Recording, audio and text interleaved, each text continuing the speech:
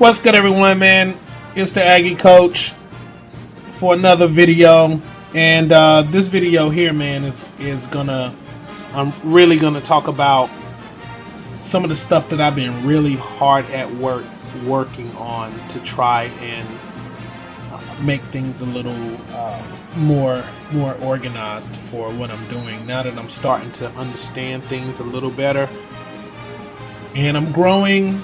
I felt like it's time to tackle some things. So here I want to share some of the unique things that I'm doing within the conference, and some of the unique rules that I've come up with for my particular play style. And trust me, I say that loosely because I didn't even realize that I had a play style before talking to some people who told me that I did. So yeah, man. So I want to get into this. So I have 2 documents here that I recently completed. I've been hard at work, man. The first document is the official Fat 8 Rule Standard document. That's this one right here. This document here basically goes through all of the rules for the Fat 8 conference, and how we go about playing. And everything here is not necessarily about convenience and about making things easier for teams to win, more than it is about capturing the real college atmosphere, trying to capture real college game plans, the rules for the way that teams can be set up. For example, some basic things. Every team has to have a coach, and the coach has to be on the field. That's just as simple as it is. Every team has to have an absolute minimum of 22 players. Nothing less than that is allowed. There's no such thing as Iron Man in this conference. You have to have 11 players on offense and 11 players on defense. And our roster size, the rule for the roster size is a minimum of 22 players on the team. A maximum of 55 players on the team. And that's because injuries will happen. For example, if a player gets tackled, a ball carrier gets tackled, if that model gets hit and gets knocked over, the first time it's a fumble. The second time it's an injury, it's a minor injury, and that player has to sit out for a quarter. The third time it's a major injury, and that player has to sit out for the whole next game, or the rest of that game. The fourth time it happens, if it happens 4 times in a game where a player gets knocked over while running the ball 4 times in a game, he is out for the season. Sorry, coach. You got to find another player. So if you don't have any backups on your team, you're screwed. So is that kind of thing that we're doing that makes it really unique.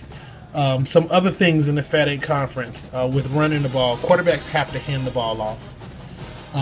There's just no way around it. No matter what play style you have, the quarterback has to hand the ball off.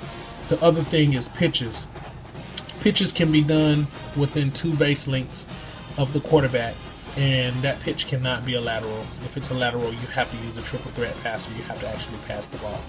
But if you're running option, for example, the running back that you put option in the ball to, or if you're running a reverse, has to be within 2 base lengths of the quarterback. If he's outside of 2 base lengths of the quarterback, sorry, the quarterback has to run the ball. Is that kind of thing, that we're doing. We're also doing play action, where the quarterback can fake a handoff up the middle, but he has to actually fake the handoff up the middle. Otherwise, it doesn't count as play action. You know what I mean? So it's like that kind of thing where it's got to be realistic. For example, things with wide receivers, like in our conference, wide receivers have to actually run routes. So every offense has a specific play style. Some offense are spread, run all spread. Some offense are wishbone. Like every team has a designated play style. That is their main thing. Now, Each team is allowed to throw in different formations. They will come out in different formations, but those formations will be connected to their particular play style. So it basically will be a variation of their play style, right? Of course, they can run audibles and change the play on the line and run motion and so forth. Another rule that I have, the referees have to be on the field, like in the conference. Referees have to be on the field. Another thing that I'm moving into is eventually I'm going to want cheerleaders there. I'm going to want a stadium there. I'm going to want to be under the lights. You know what I mean? I'm going to want to have the band, and I'm trying to create the whole atmosphere. Now these things eventually will start to affect the way the game plays when we start getting into the home field advantage and that kind of thing, which I want to implement later on down the road with teams playing at home and having quarterbacks get rattled. That's a whole nother thing. Like, one of the rules, I didn't put this rule in just yet, but I'm planning on it. If the quarterback gets sacked 2 times in a row or 3 times in a row, that quarterback counts as being rattled. And when that happens, what will end up happening when a quarterback is rattled is that he'll instead of throwing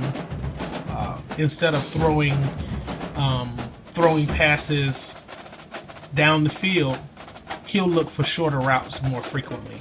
And so I'll kind of hold myself to it. If the quarterback is rattled, he won't throw a pass deeper than 5 to 7 yards or something like that, which will simulate the quarterback being a little more conservative with how he's handling the ball, to try and add a little more realism instead of him risking throwing the ball down the field and throwing an interception. And it's the same thing with throwing interceptions. If you throw 2 interceptions down the field, then for that possession, the quarterback won't throw a pass further than 10 yards or something like that. So that's another thing that I'm working around too. So some really unique rules to add some realism to the game.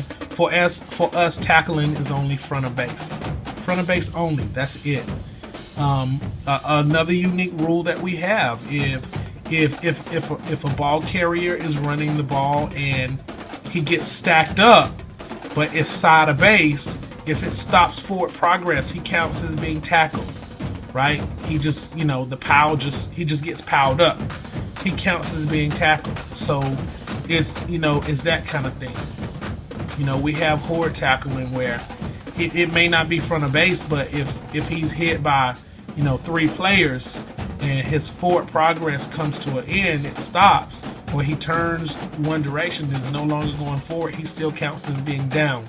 So that way we can have game tackling and that kind of thing. So it adds a lot of realism to the game, and that's one of the things that I really like about what I'm doing. So it's really unique. One of the things you guys hadn't had a chance to see yet, which is coming down the line, man, for us, is outside of my new rule set, which I'm gonna get this thing posted, man. I need to get it posted online on the Fat 8 site, on the MFCA site, on my Fat 8 page. But as you can see, man, I got all of this work done, man. I really worked hard at this, at developing a play style that's very unique, is very realistic, and of course it's still a work in progress, but it's good, man. It's good, and I'm excited about it. I'm really excited about it, and I'm glad that I got it done. And my primary focus is on trying to make the thing as realistic as possible. So that's that. Now I'm gonna end this video because I have one more video to do that is going to cover our recruiting process, and that thing is gonna be really unique. It's gonna really I hope you guys really find it interesting. If you guys want to get a chance to look through the Fat 8 Rule Standard, if you want to get a chance to look through it, oh, that was one thing I forgot to mention. In our conference, we also have no weight classes, so this is another thing about the realism. You don't know if a player is going to be bigger than you or not.